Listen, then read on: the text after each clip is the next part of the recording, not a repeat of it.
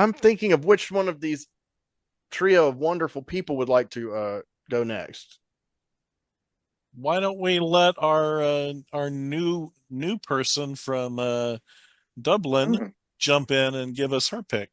sounds good. That's good. Okay. All right. Here we go. It's okay. You're Yeah. among friends. It's good. Okay, Yeah. that's good. um, uh, yeah, so I've decided to review The History of Violence by David Cronenberg. Oh, yeah. Good movie. Yeah. Yep. And I had watched it just fresh, and it was so visceral and so impactful, so powerful. Like the energy from the film, the yeah, just a very powerful movie, and in such a short space of time, in like 90 minutes or whatever, like to like Cronenberg keeps for them tight. I'll say like that. Yeah. cool journey, like yeah, 90 minutes, Um, but yeah, the cast is Viggo Mortensen, great actor, fantastic Very lead, underrated. I even fantastic. used to dislike him until I started seeing like more of his stuff, and I was like, wow, okay, I was wrong. The Green Book. The Green Book's amazing. The Green Book. Green I've Book, only watched actually. some of that, but it Yeah, was good. Yeah, he was yeah. great. I love that film. Yeah. Cool. Go ahead, Rianne. That's all good. Maria Bello, a beautiful actress, very natural. I felt like she was a very natural leading lady. Played Viggo Mortensen's wife in the movie, and Aston Holmes plays Jack, his son, and again another fantastic actor. Like for a young actor, a teen actor, I thought he was really um like he really got into his character. You really believed him, basically. You believed him as his son, and the emotional journey that he went on. And Ed Harris uh, plays the big bad wolf in the movie. As often does. Yeah. Hmm. And William Hurt plays Viggo Mortensen's character's brother, but I'll go into that a bit later. And then, yeah, so I think I'll go into the storyline of the movie. It was filmed in 2005, and I think it kind of looks a little bit 90s, even though Yeah. it's from 2005, but it still kind of holds that kind of sort of X-Filesy sort of kind of tint on the camera or something. He That has kind of great 90s. photography. A very Beautiful. distinctive look. I mean, it's not ostentatious though, but it's like Hmm. definitely Cronenberg. Weird. Okay. Yeah. Um, yeah, so I'll go into the themes of the movie. Okay. I'll go into the themes of the movie first. Um, Themes, it's kind of film noir. It's kind of but it's also comedy. It's kind of like a dark comedy or something, you know? I got it. There was a lot of humor, even though it was a heavy topics or whatever, but I felt like there was a lot of humor in it. And it like the tension, the beats in the movie were beautiful. Uh, Themes human nature, uh, and identity, and kind of when you get into crime, talking about crime and kind of ego and sort of identity, and how people can be really like it's either wanting to really hold on to that kind of identity as a criminal, or let kind of love win, let love kind of like strip that identity away, you know? It's like how much do these characters want to hold on to their identity as a um like a mobster or whatever. How much do they want to be in front, you know? So like the the amount they want to kind of be in it and hold on to it is the amount of bitterness or the amount of hate they have in their heart, and the cycle of violence continues. And they want to But pull I'll go people who get through, out of it back in. you know, which I guess is Yeah, the they crux of the do. film, but sorry, I gave it away. What is that, Goodfellas or something? They pull you back in. Yeah, they try to pull you back It's inexorable. in. Yeah. But yeah, so it starts off at a kind of a town, a lovely little sort of country town, in the middle of nowhere, and these two goons come out, and they're basically they're let me see, 1 second, I have some notes here. Um,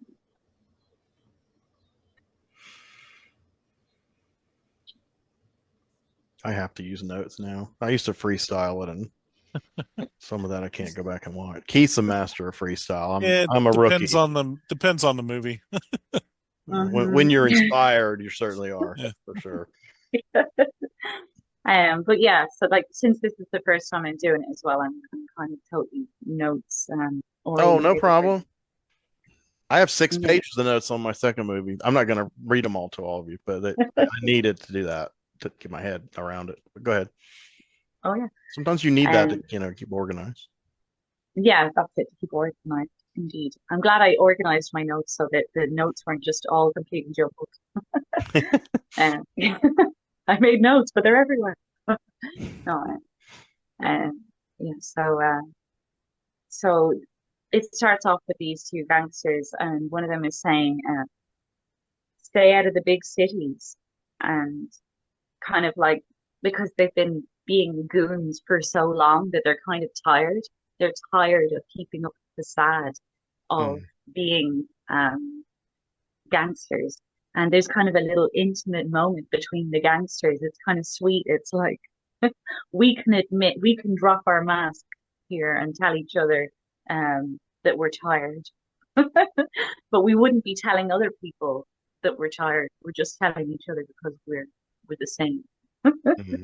We're kind of criminals and we're in it. But yeah, you kind of get the idea of kind of like what they would do, because at the start, one of the gangsters like shoots a little kid, and so they kill a child because maybe the child has seen the crime at the start of the movie. So you just get the idea that there's kind of like something missing in their mind a little bit. You know, if they kill a child, there's something missing here. You know, and actually, when you go into the room, is into the back room of the shop where the goons go in to kill the people in the shop, it says live bait on the I didn't notice that. yeah, I noticed some weird things, but it says live bait on like one of the fridges, and it kind of shows how people are kind of like predators, and like we're just the same as animals, I think. Yeah, they're just walking into it. Right. Yeah. And then it snaps from that little child getting shot into the daughter of Viggo Mortensen's daughter screaming, "I just had a nightmare," she says. And she said, "I saw monsters, Jack," she said to her brother, Jack. "I saw monsters." And then Jack, Viggo Mortensen's son, teenage son, says, "Shadow monsters," he says. And so it's kind of interesting, shadow monsters. And then Jack, the teenage son, says, they're scared of the light. So, you know, which is a beautiful truth that, like, you know, when the light is shone on the dark, it doesn't exist, it becomes light. So they stay in the dark. So I feel like this is a very Jungian kind of film. It explores it's very Jungian. Yeah. Have you guys seen this film? Oh Yeah. I have, yes. It's And been years, but I've seen it. and it in one of those weird roundabout things that happens, it's also based on a graphic novel series from DC Comics from back in the 90s, which has kind of a real important position in comics history, because it was part of that Paradox Press, which was DC's first attempt at doing mature adult themed comic books. And that's what evolved eventually into Vertigo, which is where we got everything that just, you know, these wonderful 20 some odd years of really amazing work out of there. So you can kind of look at this as one of those foundational series, even though it's very different than the movie. But the character names are similar and some of the basic setup is similar. But they obviously, Cronenberg took it in a whole new direction with it. He didn't know it was based on a comic when he was starting. Oh, really? Okay. Yeah, I read that because this isn't one of his. He stopped doing original movies for a long time until he did Crimes of the Future a couple of years ago. He had only done original films, so this was his period where he's doing other people's scripts and kind of getting his touch on it or whatever. But anyway, yes, that's a good thing I was thinking about mentioning. Oh yeah, that it was based on a comic. Yeah, I think I'd researched saying that's cool. And yeah, I mean, so I guess I'll go back, keep going into the tell us story. about Viggo Mortensen and what's his arc. What's the thrust of it? The main character's arc. Yeah. Yeah, okay. Well, we start off in the village, and he's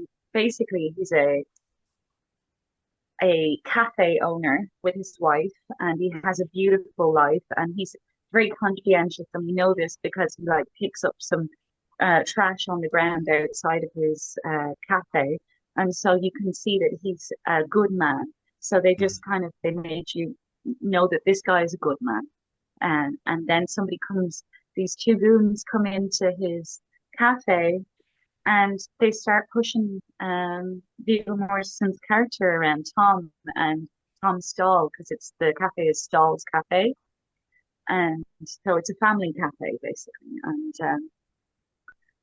and so they come in and they start pushing their weight around, and one of the head goons, he kind of shouts "cough," and he's just wants everybody to know that he's this intense sort of person who demands attention, and he's kind of he's basically pushing his weight around or whatever, just to show that he's the head predator. Yeah, they're pretty unlikable in this movie, the antagonists. Yeah. No, nasty. No, nasty, these guys. Yeah. Yeah. Very rare. Yeah, and he's got a sort of simpy type character with him, and he's okay, do kind of like a puppet.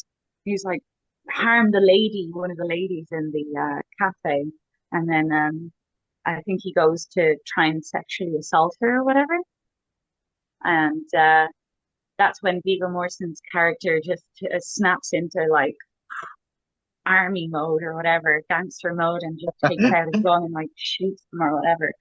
And Cronenberg, their faces are right. Cronenberg apart. Right. Yeah. That's where we know it's Cronenberg. Exactly. The body horror master. Yeah. And he then becomes a reluctant celebrity for what he did to save people in his diner as well. Mm-hmm. Just he was reluctant. Yeah, he was reluctant, and when he was afterwards, when the cameras were coming towards him and saying, trying to get shot a report, when the reporters were coming up to report for him or whatever about it, and he was head down. He's it was nothing, and the reporter's man of few words. So that sentence, man of few words, kind of broke the tension of what you just saw. Right.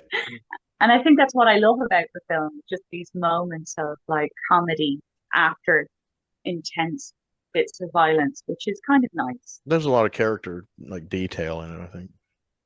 Yeah, definitely lots of character detail. It feels like each person in the movie really, who played each character, thought about their character quite deeply as well, and each person in the movie cared about their character deeply. Yeah. It was a lot of love. It's a movie made with a lot of love, I think. Yeah, I mean, considering how it was, started with the comic, and he didn't know it was a comic, and it was produced by other people. Because a lot of people said at the time it was his most mainstream movie, which it was at the time, is by far. But he had already been kind of going a little in the drama direction with M. Butterfly, which everyone but me hated. But I adore it. But yeah, he's great with actors. He's great at shaping the material. Mhm. And apparently he loved Viggo Mortensen so much working Oh with him yeah, that he did 3 movies after this movie. Gavis and Crimes of the Future. I saw that in the theater. He's Um, awesome. Viggo Mortensen's awesome. yeah, but I think it's kind of like that. The same thing as like David Lynch when a director really likes the actors that they work with. They trust each other, and I think when a director and actors trust each other, I think that's when the most beautiful pieces of Hmm. cinema happen. I think. Hmm. Definitely, definitely. Then I want to go into the arc between the kind of relationship between the Viggo Mortensen and his wife, and Yeah, we were talking about that the other day. yeah, yeah, Edie. Edie is Viggo Mortensen's wife in the movie, and yeah, I feel like she's a very natural and genuine woman. I don't think she wears much makeup even as the character in the movie. But still you're drawn into her like beauty because she's so powerfully moved by the truth, I think. And Can you remind me? Does she yeah, know the truth about him? she doesn't know the truth. Okay, I couldn't She remember doesn't that know part. the truth. Okay. No, she doesn't know the truth. And I don't know how much do we want to give spoilers? Hmm. I Do think we want to give I spoilers? think spoilers are kind of okay. Oh I no, mean, we're a all spoiler yeah, channel all the yeah, time. yeah, yeah. Yeah, Oh, yeah. okay. I even started Yeah. putting it at the beginning of the videos. Actually, I did it to be A warning. Yeah. sarcastic, but yeah, Yeah. because I was Spoiler like, warning. okay, you can't mess Yeah. with us. We warned you. Yeah. So yeah, we're kind of dissecting the movies, even the one, but this Yeah. this one most of us have seen, so it's not really a big spoiler. But there are times where I might say something like, "I don't want to give away the actual Yeah. ending," but Yeah, shot for shot. I didn't want there's to do that some- with yeah. Bronson, but I almost did. Yeah. I feel like this is a movie. For some reason, I feel like a movie, if somebody watches it and you gauge their energy about the movie and how they feel about the characters and how they watch the movie, you can see how much shadow work they've done Ah, themselves Yeah, by how they characters. Yeah. react to these characters and No, it's or more whatever. nice Jungian reference. Yeah, yeah. Yeah. For real. Um, but yeah, no, I love it's a very natural husband and wife um bond, and I can see that they genuinely love each other. Like so when like Edie, the character, she loves her husband so much. Um, you can tell it, but you get to know that Edie herself doesn't know that Tom is Joey. Hmm. Okay. She doesn't know that Tom is Joey. Okay. Because she said we never got to be teenagers together. Right. And so then she puts on the schoolgirl outfit or whatever, the cheerleader outfit, and pretends to be a cheerleader or whatever. And then they have very realistic sex. I think there's Yeah. a lot of realistic sex. in this Cronenberg's good movie. at that too. Well, actually, he's great at The it. euphemism. Yeah. Hmm. On the staircase. Oh yeah. God, try watching On the- Crash in the theater with people. They were just like, "What the living?" And I'm like, "You all should read the book. It's even more fucked up." But go ahead. But yeah, you see, after that, particularly realistic sex, uh, he opens up, and you can tell that they really love each other, basically, Right. and that the power of this woman's love, that Edie's love, has like made Tom, if that makes sense. Yeah. That like she sees Tom, Right. Who you he know, is now. and Yeah. yeah, and because she sees Tom, that's who he wants to be because he loves her so much. Right. And and I yeah, so so then the next day or whatever, we get into there's teenagers fighting in school, and it kind of shows that like violence starts in the playground or whatever. A history of violence. A history Yeah, of the violence. history of violence. It starts Which is from Yeah. a sentence that people playground. use a lot when they get arrested. You know, they're like, he has a history of violence. Just Oh, like he wow. was a quiet man, which also was a great movie. Yeah. Go ahead. But yeah, there's the jock and then Jack, because it's terrible. I can't remember the jock's name, but he served as the bully, you know.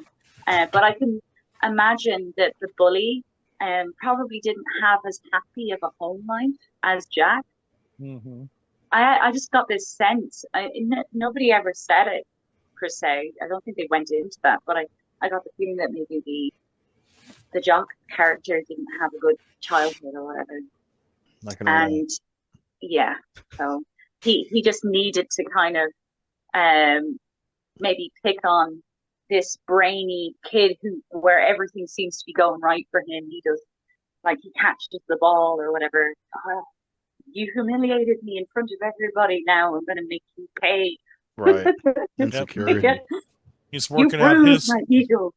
he's working out his trauma on you. Right. Yeah. And it's so it's intergenerational Yeah. trauma and violence, which I think that's the point of Yeah, the cycle of violence. Yeah. Like basically the cycle of violence. Where do you tell us where it leads, you know, with now that his wife knows who he is and what's going on with the repercussions of people, him being outed, I guess you could say, in a way. Okay, yeah. Well, then after this, so we were just saying that basically the teenagers are fighting in the school or whatever. So that's just showing that that it starts the cycle of violence, but then it moves on to Ed Harris coming into the coffee shop, and basically from there, Ed Harris is the big bad wolf, and he comes in to face Tom Stahl, but he keeps saying the name Joey. Yeah. And we don't know why he keeps saying the name Joey, but he keeps saying the name Joey because that's who he is. Tom had a past. He used to live in Philadelphia, and Ed Harris's character, amazing, plays the villain beautifully. Like, you know, you love the villain. You love the character that he's playing because he adds humanity to it, because he comes back and he has an eye that is like, he reveals he takes his sunglasses off. He comes in looking super cool, takes his sunglasses off, and he has like cataract in one eye and like sort of like scrapes all down his face. I actually forgot that. Yeah. Cool. And it happens because Tom Stahl, or Joey as he was then, actually scraped his eye with barbed wire, which is a horrific thing to do to anybody. Oh my God, I forgot that too. Yeah, like seriously. And so he wants payback. He wants to like maim him, maybe. I don't know what, like maim him like he was maimed, you know, or whatever. Now that he's found him, yeah. Yeah, he's like, I want payback. You know, right. you were insane, and you actually took my eye out. You know, you were sadistic back then. And when he sees the lovely, happy life that he has now, I think it probably makes him even more bitter that he has a wife and a beautiful child, and like he's living this, and he thinks he's being fake because all he knows him as is this shadowy character, Joey. That's all he knows is Joey. Yeah. Right. He doesn't think because he's got a big reminder on his face. Yeah, yeah, definitely. Yeah. And so in a way, you kind of don't blame him for like wanting to seek revenge, you know? They're sort of like, yeah, I think of that angle, yeah. But I'm sure Joey, if I'm correct, didn't Joey have some reason to do that though? Because Harris is pretty evil. I think the way the movie set it up though is that you kind of, this is why I love the way movies were made, because there's nuance in Right. characters. Right. You know, where you could see why somebody went bad. They're not just that's a bad person. Yeah. Bill was talking about that earlier. Yeah, exactly. And it's really true. Like I think that filmmakers could learn a lot from watching films like the ones we're talking about, you know, about how to actually make characters that are of some kind of depth. Yeah, there's a paucity of that in mainstream movies in America. Alas. I think they're almost afraid to make actual evil villains. It seems like the trend has been into ludicrous levels. Why was Cruella de Vil? Why did she hate Dalmatians? What was her story? Maybe there was a reason. Like, I don't care about a reason. She's trying to turn puppies into a coat.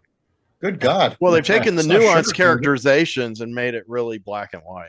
You know, I mean, like, Yeah. you know, they're not good at redemption arcs, but you know, that's kind of what it's like in Daredevil when they made Bullseye had this background as a tormented kid. And I was like, why are you doing this? Bullseye is like a woman killing bastard in the comics. He has no redeeming qualities whatsoever. Why are you wasting time making this backstory so we're supposed to like him? We're not supposed to like him.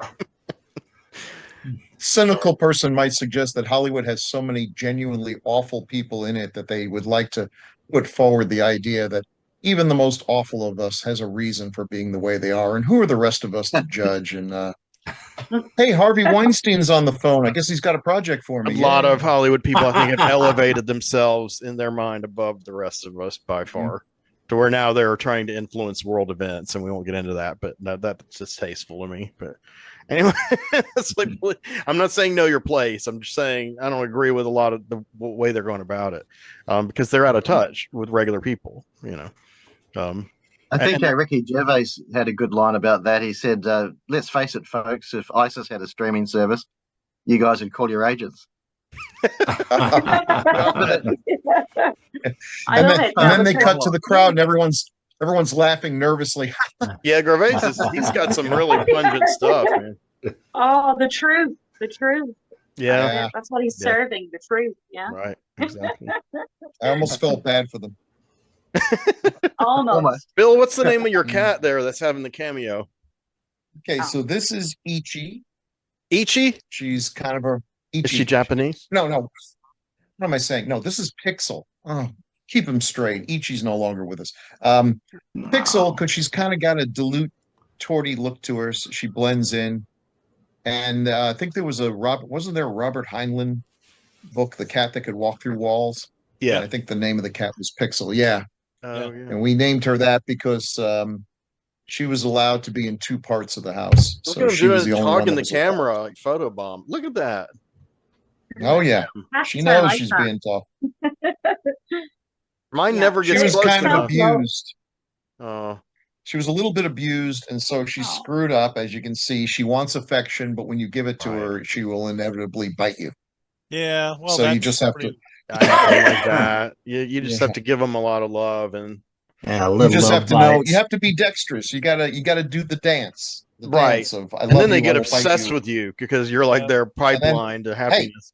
And then why'd you stop petting me? What's wrong with Right. you? Well, I'm bleeding. I gotta go get some Bactine. Right. Okay, I'll be back. They know not what they do. Right. Yeah. We had a Okay. little feral girl at one point who was kind of that way, and she, love her to Mhm. pieces, but she marked us up pretty good. It's just like Yeah. people that you love that are traumatized. I mean, Yeah. make the decision whether you're gonna, accept them or not. As they are. I Let think the she right was one in. roughhoused by her previous owners. Yeah. Yeah. So that's, Oh, what a great movie that is. Mhm. Oh, yeah. yes. So that's a good segue back to this movie about violence. Go ahead, Carrie Ann. Indeed. Well, I think it was a good segue anyway. It was all relevant. All good. But yeah, like, so we're talking about Ed Harris and making it, he plays a really good villain. And so you understand why he's coming back or whatever, but he's stalking them and their child or whatever, their little girl, and it's kind of tense. He's being very predatory. And when he comes near the little girl, it's like, this guy's a bad guy. Like, you know what I mean? He's willing to Lock up your daughters.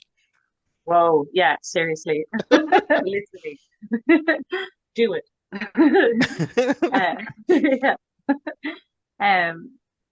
But yeah, so there's a sheriff, there's a cool sheriff in it, and he's like, this is a good town, good people.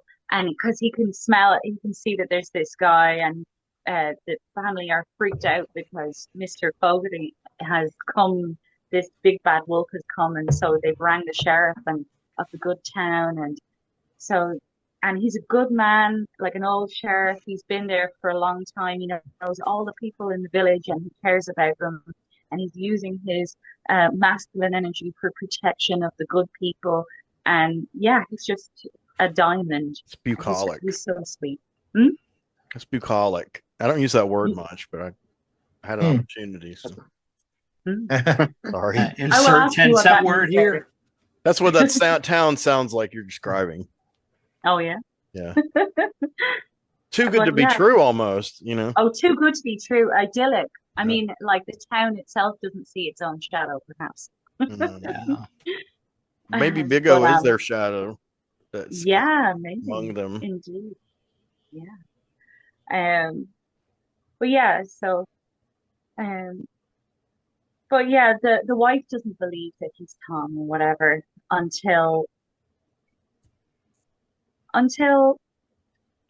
he comes back to the house or whatever, and then he comes to get Viggo Mortensen's character, and then he has kidnapped the son, and so it's serious now, and so Viggo Mortensen is like, you've after taken my son. So like that's enraged him to basically protect his son.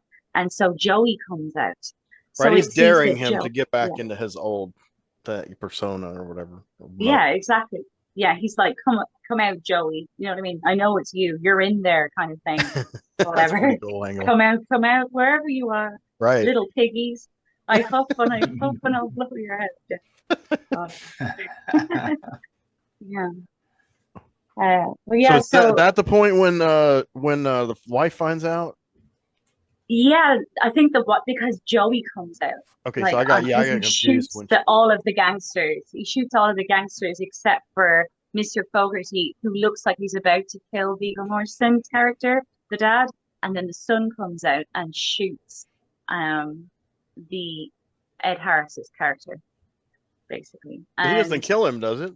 He does. He blows him away. Oh, you've gone to okay. I didn't realize you've gone that far into the movie. Okay, cool. All right. Yeah. Man, I've only seen it once. I really liked it, but I don't remember that detail. It's all good. I mean, there's loads of other parts that I've left out, but that's okay. But like, he's blown him away or whatever.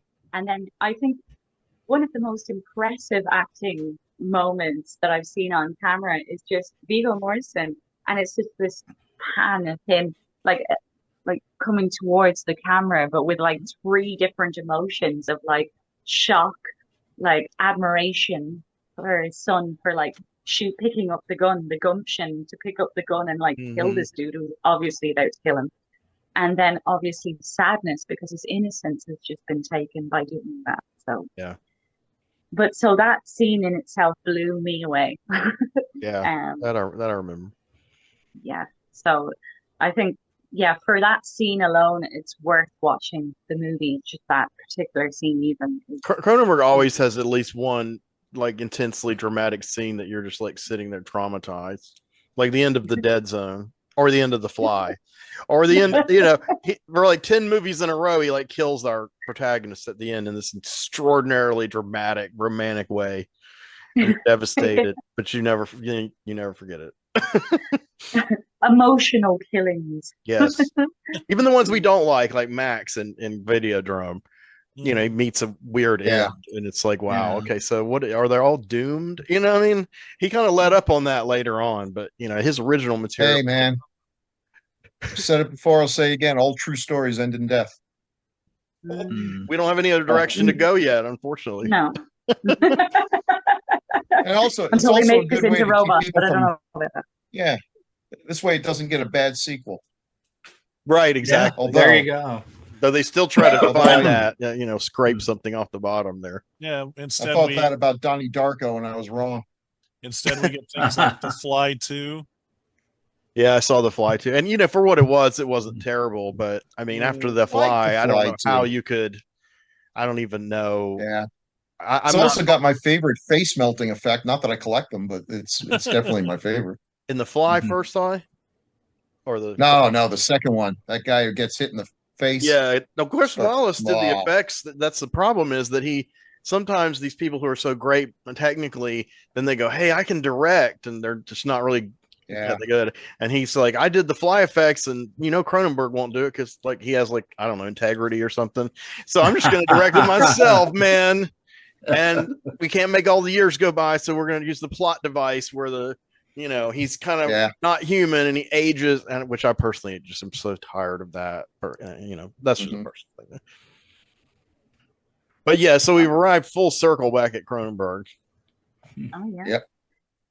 And after that crazy scene, obviously that Evie sees Tom turn into Joey on the lawn or whatever. So that's when he confronts him about being Joey, and that's when they have a crazy scene between them or whatever, where she confronts Joey, and Joey is still inside. The energy of Joey is still inside him, and then they end up having crazy sort of shadow sex where it looks like he's about to rape her, but then he doesn't. But then she looks like she's enjoying it. So Another old trope. Yeah, she meets his shadow with her shadow, and she's like, "Okay, let's do this then." But that's when you know that she loves all of him. She finally Right. sees all of him, and it in a way that's kind of wild. It's very beautiful, and like how you could think, "Oh my God, that was nearly a rape scene," but now it's turning into a beautiful scene. Do you So feel like as an audience member, you're like, "What?" Do you feel like at the end I can't remember. Do you feel like at the end he's integrated or made peace with the Joey part himself? Even though I it's think not he throws. I'm not going to tell you the ending because I want everybody to see this because Okay. there's loads of okay. But lots of people get shot. Okay, Yes. it's film noir and it turns into proper gangster style vibe, proper film noir, lots of comedy. And properly ambiguous for in the ending, in that you don't absolutely know what the next thing's going to be. So there's no answer to my question, basically. Kinda. Well, there is in a sense that I think he thinks that because he throws the gun away at the end into the lake at the end, and I think he thinks he's washed his face and that he's washing his face. He's like baptizing himself nearly. I'm cleansing myself of this, but now the whole family's a part of it. See, that's the thing. It's like, where is it going to go from there? But the wife isn't going to leave him after that incredible shadow sex. So no. Who would? She said it. She just said, I've accepted you. In that moment, she accepted him.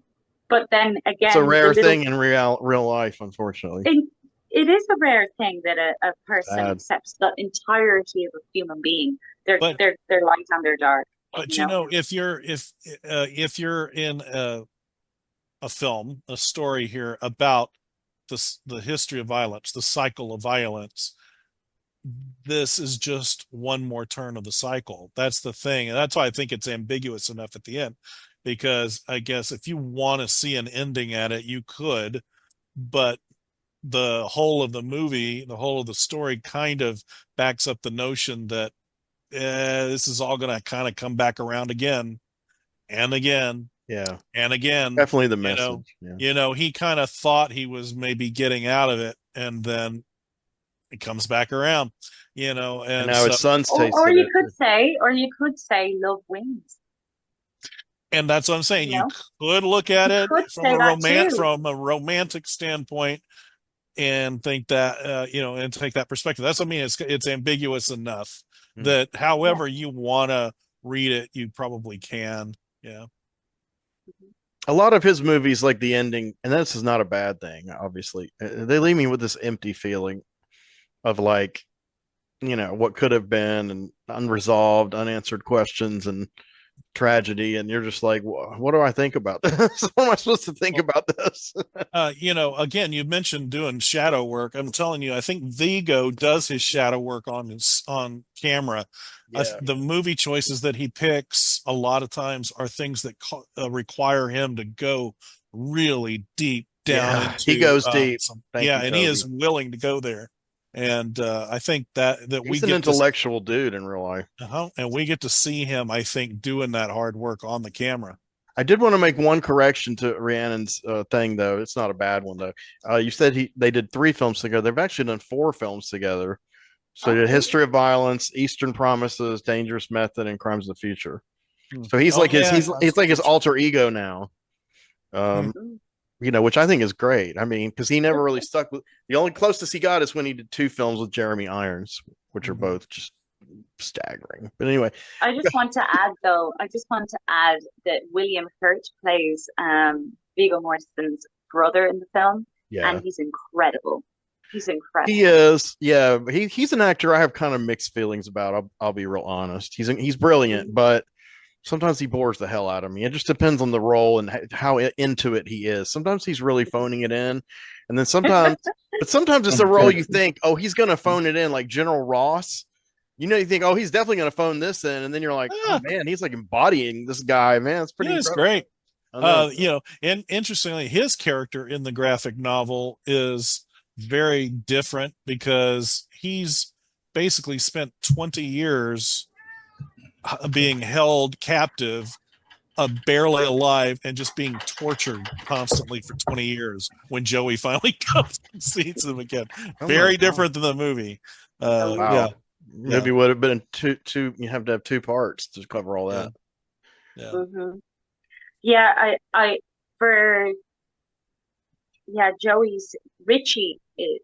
Richie's character, he's fantastic. I don't know, he kind of he's a psychopath because he tried to kill Joey in the cop when he was a kid or whatever. Mm-hmm. So you could tell that like he was born with something missing or something. Yeah.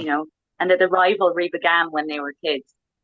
Well, that's what I was saying. The thing about looking at it from their point of view, the Ed Harrison, William Hurt character. See, I personally didn't at all. But I think it's incredible that you're able to. But I think the scarring him, like I said, I mean, I think he's done terrible things to them and for them, but for good reason. Sometimes they're not very great people.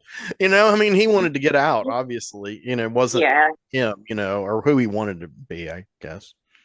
Yeah, and he kind of has to go back to his past to protect his future in a way. He has to go back to destroy everybody to have an actual future. Yeah, it's a redemption arc for sure, but we are left kind of wondering if he's integrated his selves. Indeed, and that is a good question. Okay, so let's go forward. Any final thoughts on this, Rhiannon, or any of you guys? I don't have any, but yeah, no, just that this is my favorite. The kind of a theme that really compels me. And it's almost like an inversion of the Descent into Madness theme, which I also love, but just the notion of just a shadow plot line. Someone has to become in touch with their shadow in order to fully take the story to its conclusion. I think Unforgiven is also very much like that. The John Wick series, and there are probably 1,000 others, but they don't always end in the best possible way, but the character always has to kind of come to terms with their shadow. It's a powerful thing, for good or ill. Did you know that Unforgiven was remade in Asia? Oh, yeah. In Korea, South Korea, so it's got to be a great movie. No, it doesn't have to be, but they make really nice movies. I mean, they're well-crafted movies. I haven't watched it yet. I put it on my tab. I nearly forgot this one point I nearly forgot this, but when I was looking over the film and Viggo Mortensen's character, or Joey, he's going to face his past, but he's going towards Philadelphia, and he sees Penrose Avenue, and a Penrose staircase is something that you can never get off. It's like it has no beginning and no end. So like just I was like, wow. Man, you're good at picking up these visual cues. Wow. Yeah, that's very good. Excellent. Yeah.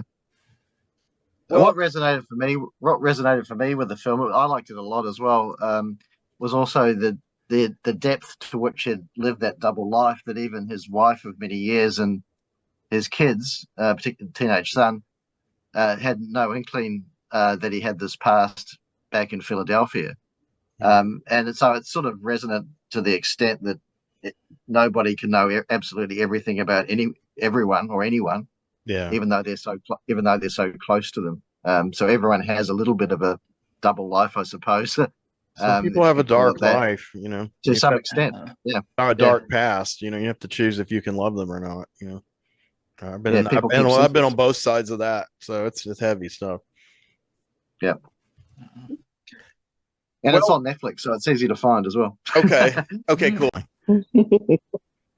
Sorry. Hi, you've been watching Deep Images. I'm Henry Covert, your host. This is Bergie Williams and C.F. Roberts, two of our most amazing panelists. And we've been talking about an incredible series here. We do these series sessions every so often. We break them into individual episodes. So we wanted to kind of give you a segue and let you know what you've just watched and what you can look forward to. So just want to remind you, thank you for watching, and please like and subscribe, and support the channel any way you can. You guys have anything to say? Yeah, like, subscribe, come back, see us. We don't bite. Type.